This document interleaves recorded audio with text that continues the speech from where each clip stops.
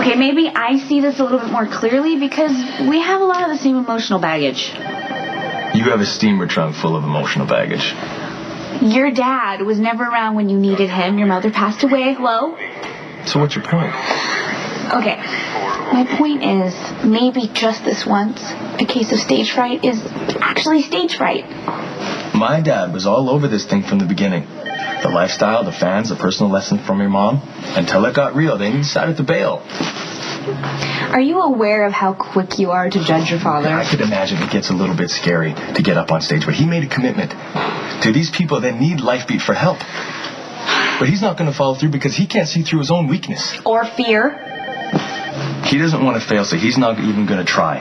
Which gives him an excuse to hate himself, which gives him an excuse to drink. You see where I'm going with this? Oh, okay, Patrick. I wonder what would happen if instead of attacking Noah, you just gave him the benefit of the doubt. It's pointless, Robin. Because you've tried so many times? Come on, I know deep down you really love your father, so if you're not supporting him, maybe you're the one who's bailing. Do you really think if I get up here and do this, that my son will suddenly respect me? I don't know. It's worth a try. Look, I'm not going to say you're exactly like Eli, because that would be an insult to both your careers.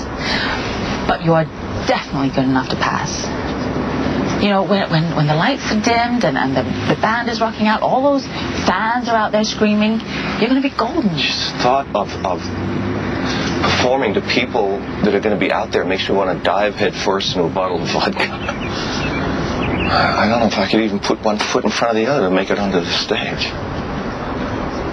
Could you if Patrick's life were in the balance? Yeah, I'd have to, wouldn't I? What about his love? I don't know. If you do this, you might just turn things around for the two of you. Correct me if I'm wrong. Sonny is the one you're after, not me. Well, he's a criminal. So why intentionally seek to damage my career? Well, you choose to associate with the wrong people, Miss Howard. I see. If I lost my magazine tomorrow, Sonny wouldn't lose a moment's sleep. You don't hurt Sonny when you hurt me. You just hurt me.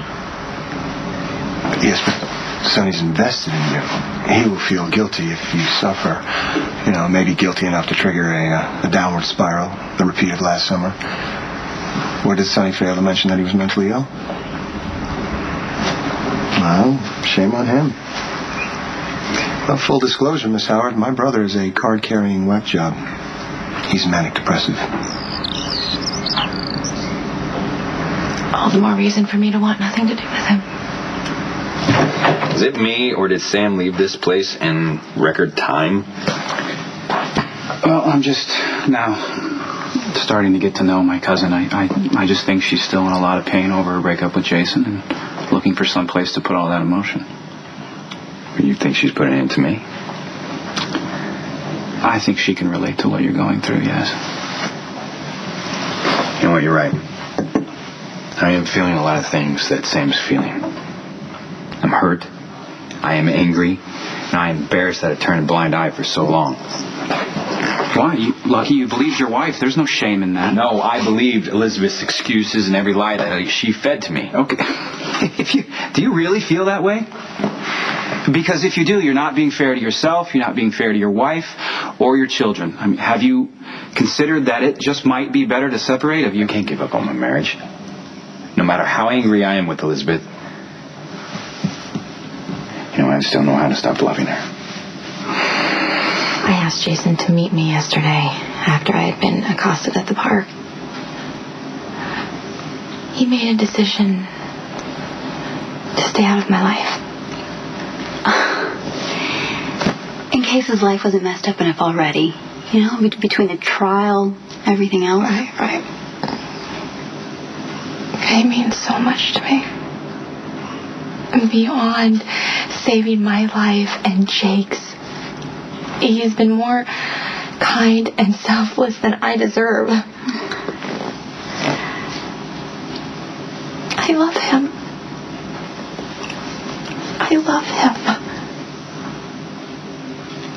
And I've rationalized all the time that I've spent with him that it wasn't hurting anyone, but the truth is it was hurting everyone. Me and Lucky, especially Jason. Elizabeth, I know my brother, he wouldn't end your relationship because he was getting hurt. Oh, he did it to protect Jake. And me and Cameron, he did it to protect us. But we're safer if there's no contact with him. There's only one problem. You want that contact. And I'd be willing to take that risk for myself. You would walk away from Lucky to be with Jason. I have 2 children I have to consider. I have to do what's best for them. And whatever happens with me and Lucky, whether we get divorced or not, I can never be with Jason.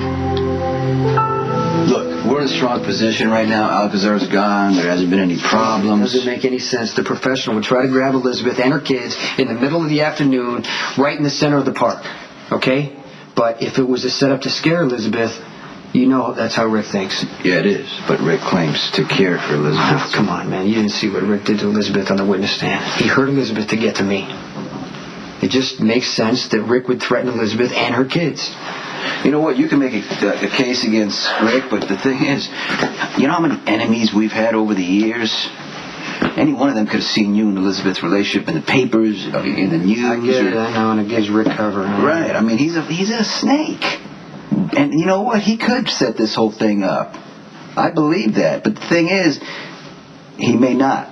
So we can't let ourselves get caught up in hating him so much that we overlook the other possible threats. I just need to find the men who threatened Elizabeth and make them give up who they work for.